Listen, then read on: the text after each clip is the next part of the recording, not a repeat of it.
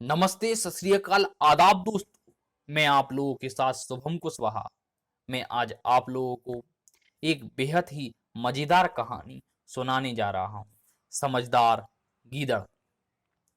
सुंदर वन में एक महाचतुर नाम का गीदड़ रहता था।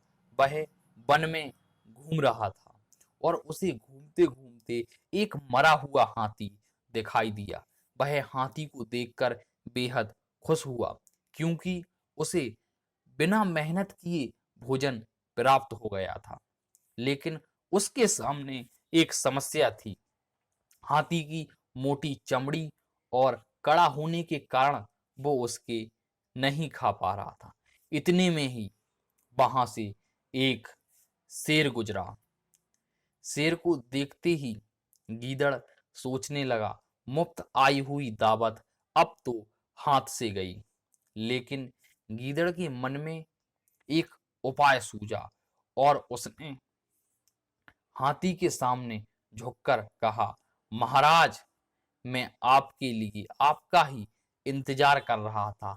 आपके लिए मैं इस शिकार पर पहरा दे रहा था। शेर ने बड़ी ही कड़कदार जोर आवाज में कहा, मैं किसी के मारे हुए शिकार का भोजन नहीं करता। ऐसा कहता हुआ शेर वहां से चला गया। कुछ देर बाद ही वहां से एक बाघ निकला। गीदड़ ने सोचा, शेर वाली शेर वाली चाल इस पर नहीं चलेगी। फिर गीदड़ ने कुछ सोचा और बोला, अरे मामा, तुम यहाँ कैसे? और बोला कि ये शेर ने अभी इस हाथी को मारा है और मारने के बाद वह नहाने के लिए यहाँ से चले गए और मुझे पहरे पर छोड़ गए हैं। बाघ बाघ यह सुनकर आश्चर्यचकित हो गया।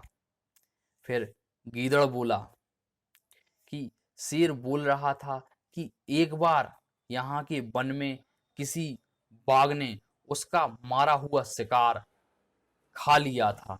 अगर इस बार ऐसा हुआ तो इस वन में एक भी बाघ नहीं बचने दूंगा। वह गीदड़ बाघ से बोला, तुम यहाँ से 9 2 11 हो जाओ। यह सुनते ही बाघ के तलवों के नीचे से जमीन खिसक गई और वहां से बाघ चलता बना। थोड़ी ही देर बीतने पर वहां एक चीता आ गया। गीदड़ ने गीदड़ ने सोचा, इसकी दाढ़ें बड़ी मजबूत होती हैं, ये हाथी की चमड़ी को आसानी से काट देगा। यह सोचकर वह बोला, आओ आओ चीता भाई, मैंने तुम्हारे लिए काफी भोजन का इंतजाम किया है। बस अब जब तक लेकिन ये भोजन शेर का है। शेर का नाम सुनते ही बाघ डर गया और बोला, अरे, शेर का भोजन कैसे कर सकता हूँ? क्या खुद का शिकार करवाना है क्या शेर से? लेकिन गीदड़ बोला, अरे भाई, अभी तो शेर यहाँ से नहाने के लिए गए हैं। तब तक तुम भोजन करो, मैं यहाँ खड़ा होकर देखता हूँ। जैसे ही शेर आएगा मैं तुम्हें इशारा कर दूंगा और तुम यहाँ से रफू चक्कर हो जाना। चीता बड़ा खुश हुआ और उसने जैसे ही हाथी को खाना शुरू किया और उसकी मोटी चमड़ी को हटाया ही था, इतने में गीदड़ बोला, अरे चीता भाई, शेर आ गए, शेर आ गए। चीता ने एक लंबी छलांग लगाई और वहां से रफू चक्कर हो गया।